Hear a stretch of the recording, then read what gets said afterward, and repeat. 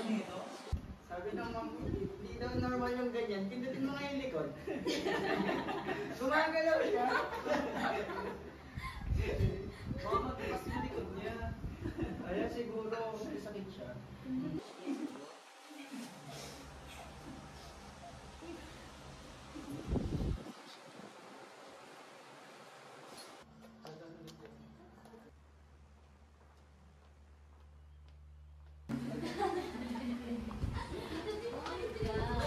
Ano nangyayari dito?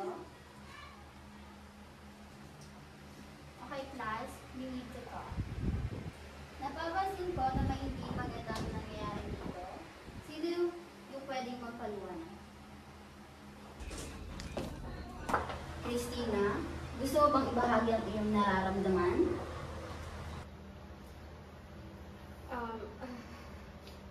I can't just help it. The continuous sounds and movement. This is what happens with my Tourette syndrome. Ano yung Tourette syndrome? It's okay, kid. That's a very good of you to ask.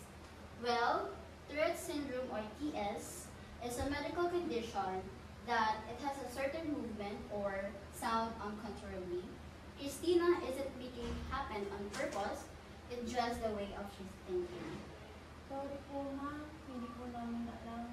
Kaya class, mahalagang magtanong kaysa pagtanawanan ng ganitong issue. So, kung kayo ang nasa posisyon ni Christina, ano yung mararamdaman ninyo? Masakit po sa pakiramdam.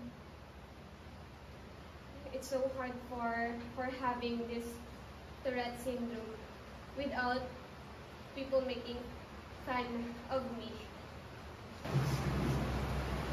Sorry, Tina. We didn't need to hurt your feelings.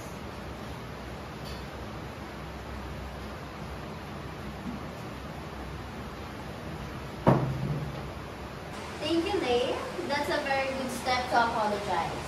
Ngayon, paano nyo ipaparamdam kay Christina at ano ang gagawin ninyo para maging parte siya at supportado siya bilang inyong kaklase at inyong kaibigan? Ma'am! Oh. Huwag na lang po natin pansinin pag inaatake po siya ng kidnap.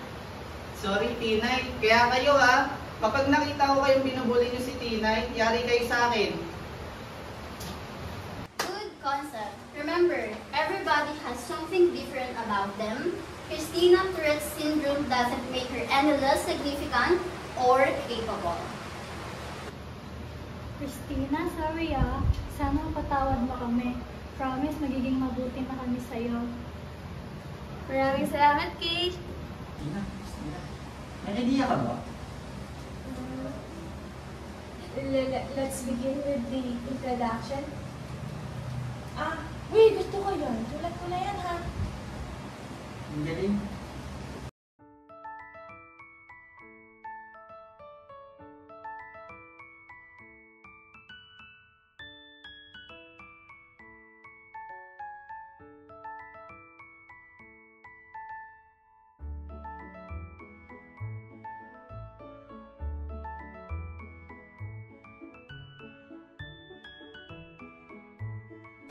Okay, nakikita ko na ang dami ng pinagbago at nakikita ko din kung paano yung pahalagahan ng isa't isa. I felt great that I already included to this group. Thank you so much, everyone. That's beautiful to see that we're comfortable with each other. Remember, compassion and understanding can make a tremendous difference. Let's all have the teaching we learn. Tara, uwi na tayo!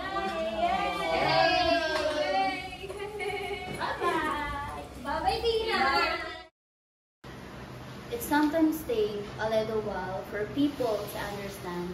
Open hearts and a desire to learn really does enable us to create an inclusive classroom where everyone is treasured and loved.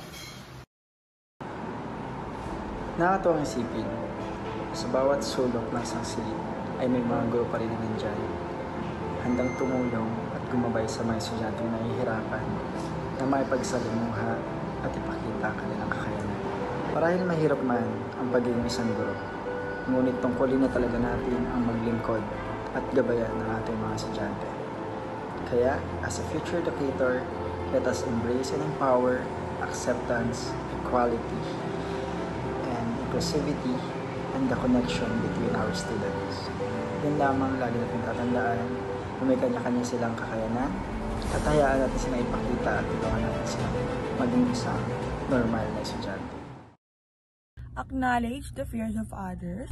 Courage that doesn't eliminate fears. It answers it. It takes courage to say, I'm afraid. Naming fear is the beginning. To defeating. To defeating. To defeating. to defeating. To defeating. To defeating. To defeating.